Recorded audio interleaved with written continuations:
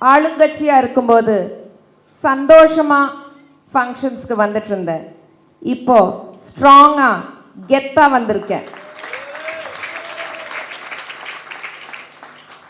Social மீடியாவில் என்னை பற்றி பொய்யான அவதூறுகள், ஆதாரமற்ற குற்றச்சாட்டுகள், அதனால் நிறையா பேர் என்கிட்ட நீ ஃபங்க்ஷன்ஸ்க்கு போகாத, போனாலும் ஃபங்க்ஷனில் பேசாத அப்படின்னாங்க.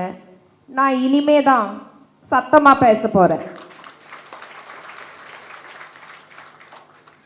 தந்தை பெரியார் மீது செருப்பு வீசினதுக்கு அப்புறம்தான் அவர் அதிகமாக பேசினார்.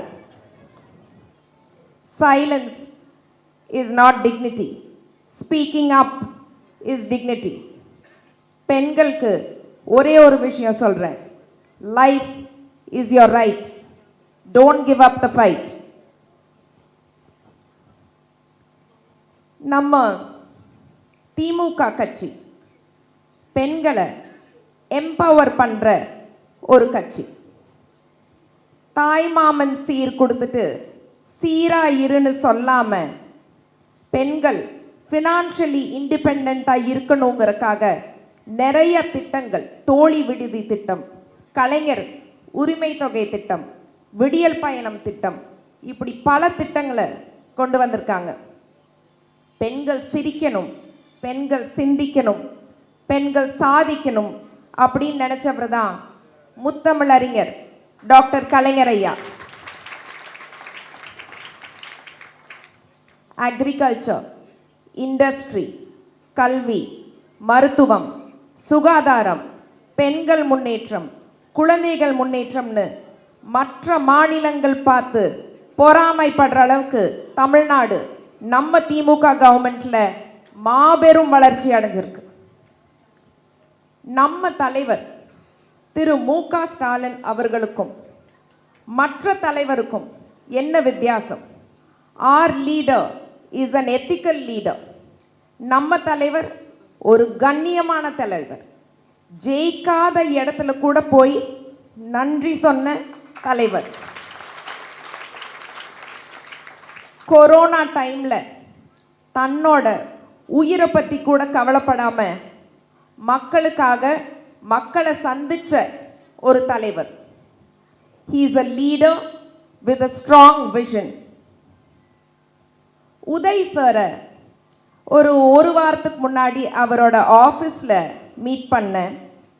நம்ம ஆளுங்கட்சியாக இருக்கும்போது எந்த அளவுக்கு எனர்ஜியோடு இருந்தாரோ அதை விட 10 டைம்ஸ் அதிக எனர்ஜியோடு இருக்கார். Uday sir is a dynamic Dravidian leader. அவருக்கு ஒரு கரெக்டான கன்விக்ஷன் இருக்குது. அதனால் அவர் ஆக்ரோஷமாக பேசணும், சினிமா டைலாக் பேசணும் அப்படின்னு அவசியம் கிடையாது. அவரோட ஸ்டைலில் அவர் அமைதியாக பேசினாலே போதும். பெண்களுக்கு தேவை பட்டு துணி கிடையாது, பெண்களுக்கு தேவை பவர். அந்த பவர் எப்படி வருதுன்னா எஜுகேஷன் மூலமாக தான் வருது. பெண் கல்விக்கு உயிர் கொடுத்தவர் நம்ம அன்பில் மகேஷ் அண்ணா. எங்க அன்பில் மகேஷ் அண்ணா is not just a leader, he is a leader who helps women lead by educating them. Uday சாரை பற்றி இன்னொரு விஷயம், நம்ம திமுகவின் மிகப்பெரிய ஆளுமை, மிகப்பெரிய பலம், மிகப்பெரிய சக்தி நம்ம உதய் சார். என்னோட சேகர் பாபு ஐயாவை பற்றி நிறையா பேசலாம். அரசியலை தாண்டி எனக்கு அவரை ரொம்ப ரொம்ப பிடிக்கும்.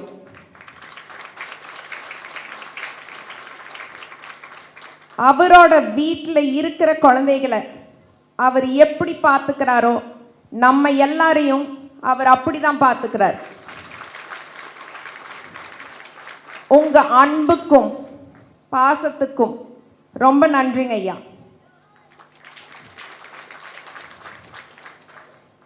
என்னுடைய நண்பர் என்னோட தமிழன் பிரசன்னா அண்ணாவுக்கும் சுதாகர் அண்ணாவுக்கும் என்னோட பெஸ்ட் ஃப்ரெண்ட் பிரியா மேம்க்கும் என்னுடைய நன்றி.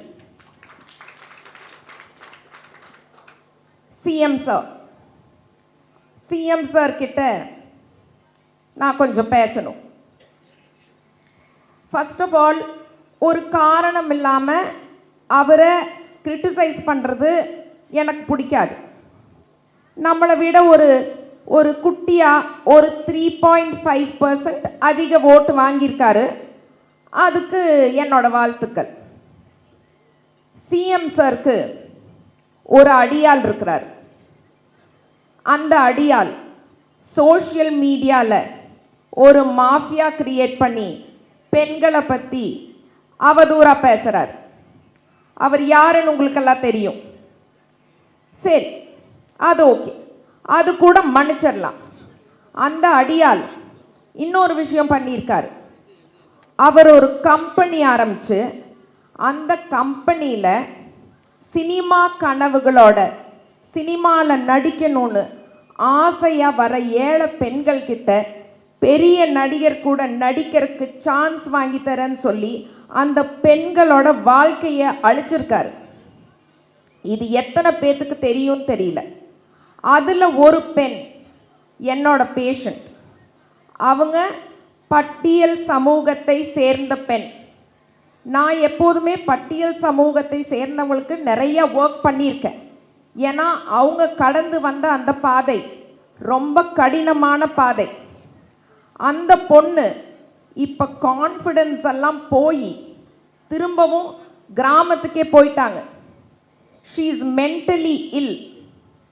ஒரு பெண்ணுக்கு பண்ணுற மிகப்பெரிய துரோகம் அந்த பெண்ணோட தன்னம்பிக்கையை அழிக்கிறது தான், அந்த செல்ஃப் கான்ஃபிடென்ஸை உடைக்கிறது தான்.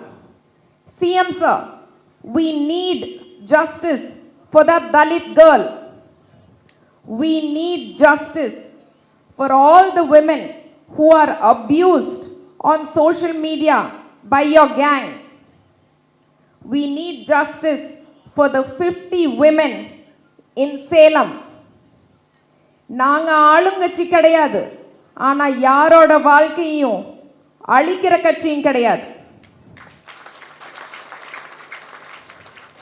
நான் இப்படி பேசிட்டு போனதுக்கப்புறம் உங்கள் அடியாள் நாளைக்கு அவரோட சோஷியல் மீடியா மாஃபியாவை வச்சு என்னை ரொம்ப கேவலமாக பேசுவார்.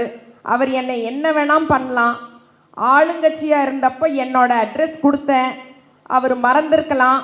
திரும்பவும் சொல்கிறேன், என்னோட address number 13A Pragathambal road, Nungambakkam. மரியாதைக்குரிய சிஎம்மோட அடியாள் அவர்களே, தாராளமாக வீட்டுக்கு வாங்க. எங்கள் அப்பா ஷூட்டிங் போயிட்டார், நான் வீட்டில் தனியாக தான் இருக்கேன். வாங்க பார்ப்போம். கேள்விகள் தொடரும். சிஎம் சார், வெல்வோம். நாளை நமது. நன்றி, வணக்கம்.